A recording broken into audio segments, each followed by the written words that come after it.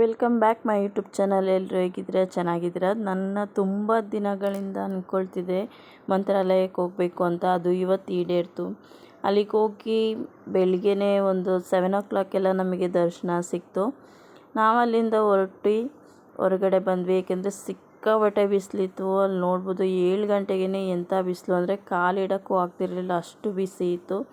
ದರ್ಶನ ಬೇಗ ಮುಗಿಸ್ಕೊಂಡು ನಾವು ಹೊರಟ್ವಿ. ನೋಡ್ಬೋದು ಇಲ್ಲಿ ಎಷ್ಟು ದೊಡ್ಡದು ವಿಗ್ರಹ, ಆಂಜನೇಯಂದು ವಿಗ್ರಹ ಅಂತ. ಸೊ ಅದನ್ನು ನೋಡಿಕೊಂಡು ನಾವು ಹೊರಟಿದ್ದು ರಾಯರು ಜಪ ಮಾಡುತ್ತಿದ್ದಂಥ ಸ್ಥಳಕ್ಕೆ. ನೋಡ್ಬೋದು ಸಿಕ್ಕಾಪಟ್ಟೆ ಬಿಸಿಲಿತ್ತು, ಮಾತ್ರ ಕಾಲು ಕೂಡ ಇಡೋಕ್ಕಾಗ್ತಿರ್ಲಿಲ್ಲ.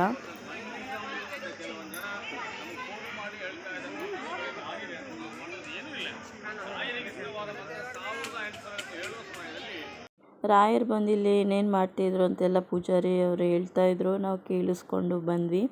ನೆಕ್ಸ್ಟ್ ಹೊರಟು ಪಕ್ಕದಲ್ಲೇ ಇರುವಂಥ ದೇವಸ್ಥಾನಕ್ಕೆ ಬಂದ್ವಿ. ಈ ದೇವಸ್ಥಾನದ ವಿಷಯ ಕೇಳಿ ನನಗಂತೂ ಸಿಕ್ಕಾಪಟ್ಟೆ ಆಶ್ಚರ್ಯ ಆಗೋಯ್ತು. ಯಾಕೆಂದರೆ ಬಾಳೆಹಣ್ಣು ಬೆಲ್ಲದಿಂದ ಕಟ್ಟಿರೋದಂತೆ ದೇವಸ್ಥಾನ. ಏನೋ ಒಂಥರ ನನಗೆ ನಂಬೋಕ್ಕೂ ಕೂಡ ಆಗ್ತಿರಲಿಲ್ಲ. ಆದರೆ ದೇವರ ಅನುಗ್ರಹ ಇದ್ದರೆ ಏನು ಬೇಕಾದ್ರೂ ಸಾಧ್ಯ ಆಗುತ್ತೆ ಅಂತ ರೂಮಿಗೆ ಹೋಗಿ ಫ್ರೆಶ್ ಅಪ್ ಆಗಿ ಪುನಃ ರಾಯರ ಮಠದ ಹತ್ರ ಬಂದ್ವಿ. ಏಕೆಂದರೆ ಏನೂ ಶಾಪಿಂಗ್ ಮಾಡಿರಲಿಲ್ಲ, ಮಾಡ್ಕೊಂಡು ಹೋಗೋಣ ಅಂತ ಅಂದ್ಕೊಂಡು ಬಂದ್ವಿ.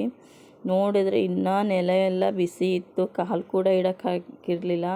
ಆಲ್ರೆಡಿ ಕಾಲೆಲ್ಲ ಬೊಬ್ಬೆ ಬಂದು ಹೋಗಿದ್ದು, ಬರೀ ಕಾಲಲ್ಲೇ ಅಲ್ಲೆಲ್ಲ ನಡೆದಾಡಿ. ಸಿಕ್ಕಾಪಟ್ಟೆ ಬಿಸಿಲಿತ್ತು.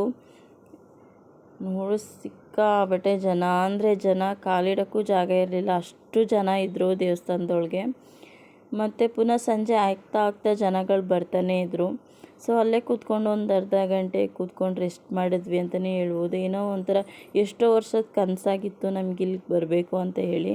ಮಕ್ಕಳಂತೂ ತುಂಬಾ ಎಂಜಾಯ್ ಮಾಡ್ತಾಯಿದ್ರು.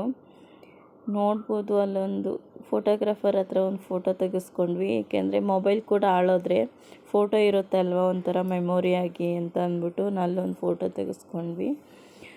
ಸಂಜೆ ಆಗ್ತಾ ನೋಡ್ಬೋದು ಒಂದು 1/4 ಗಂಟೆ ಕರೆಂಟ್ ತೆಗೆದ್ರು. ನೋಡ್ಬೋದು ರಾಯರ ದರ್ಶನನ ಅಲ್ಲಿ ಮಂತ್ರ ಪಠಿಸ್ತಾಯಿದ್ರು. ಏನೋ ಒಂಥರ ಮನಸ್ಸಿಗೆ ನೆಮ್ಮದಿ ಥರ ಅನ್ನಿಸ್ತಿತ್ತು ನನಗಂತೂ.